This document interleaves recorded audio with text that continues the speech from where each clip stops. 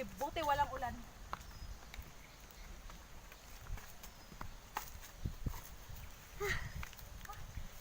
Hanggang kay. Init.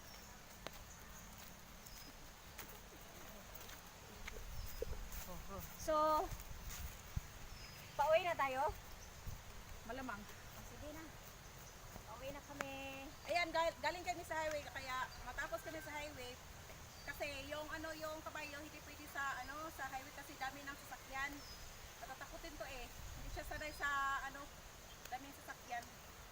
Kaya pabalik na lang tayo.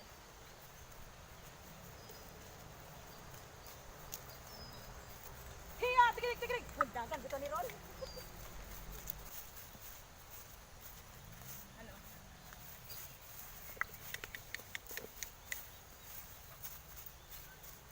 Ito paligid ito sa gatay.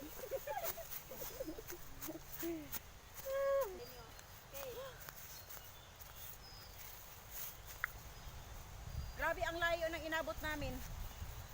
Sobrang layo ng galing sa highway pauwi kami sa sa kubo namin.